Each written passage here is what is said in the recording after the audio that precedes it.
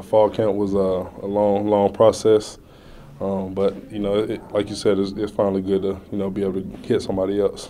Just talk about just the overall improvement of your line from day one of fall camp to now. Talk about just how much you guys really improved. You did have some big shoes to fill with the number of guys leaving last year. Oh yeah. With guys like Timmy and Jacoby and Demonte, guys like that leaving, guys that built their legacy up. With me now, Eddie, even though they played a lot last year, we had some big shoes to fill. But we talked about it all summer. We prepared for it all summer, and we felt like we were ready and we were capable of doing just as much as they were.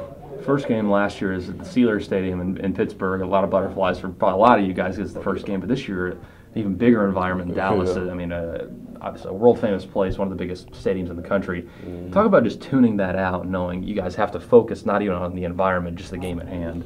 Yeah, I think a big part of it will probably be going through walkthroughs and just taking the whole stadium in, the jumbotron, the wows of it, and then once the balls put on the field, it's just like we're playing out there on the practice field in dope. So you just gotta take it one day at a time. It's no big deal, even though it is Cowboy Stadium, but you just gotta play it like it's just regular. And you guys have been in so many of those big marquee games in front of national audiences. I mean, heck, the national championship last year. But how hard is that for you guys to tune out? Or is it pretty much just it's like business as usual? You guys are just so used to doing it. Yeah. The national championship, that's that comes with some butterflies and everything. But Coach Fisher does such a good job of preparing us. Telling us not to eat the cheese. Don't buy into all the hype. Just take it one step at a time. 6 feet, and we just take it like a regular game. Talk about your line this year. For you guys, how big of a role are you said like guys like you and Eddie and Niall going to have to play? Because looking at the depth chart, you guys are going to play a lot of 3 down line, and maybe some hybrid ends rushing off the edge. Yeah, I mean.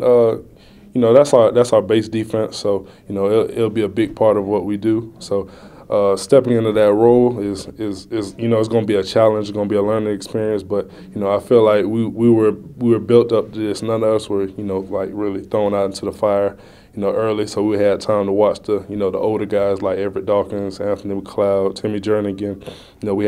We had time to watch guys like that and really shape into the players that we become today.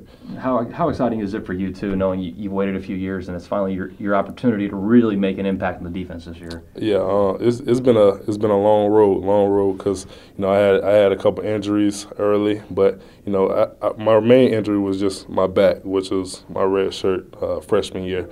So once I got past that and really got to be stronger and overcame the surgery and everything, I feel like I'm 100%. I feel like I was the player I was when I first got here, and I'm ready to go. Against Oklahoma State, they're known as having an offense that can really move the ball up and down the field.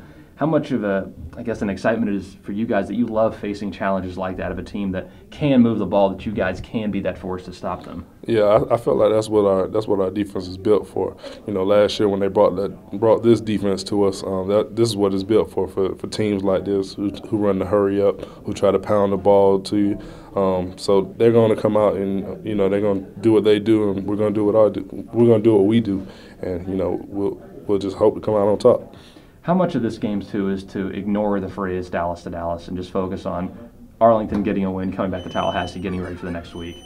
Actually, Coach Fisher addressed that in the meeting earlier. It's not really about Dallas to Dallas. Dallas was, the preseason hype. Right now, since we're in season, it's one day at a time, one game at a time. And eventually, if we just take it one day at a time, one game at a time, we'll reach Dallas before we even know it.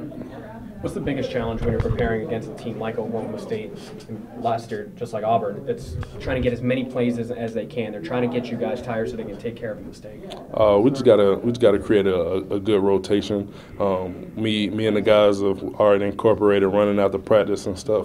So the biggest thing about the first game of the season is you're really kind of going into a blind. You don't know who's going to be out there, even though we have the depth chart, but 3 of the 4 guys, they haven't played yet, so we haven't seen them. So we saw the senior, and they got a new offensive line coach as well. So that's kind of like the biggest challenge right now.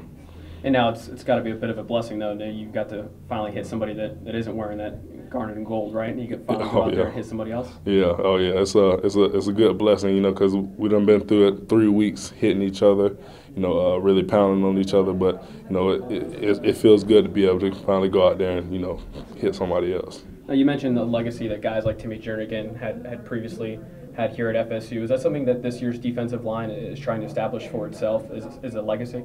Oh yeah, of course. I still keep in contact with him. I actually talked to him last night, and he gave me some good encouraging words and told me what to expect, what type of things he looked for when he was here, what type of things he went through.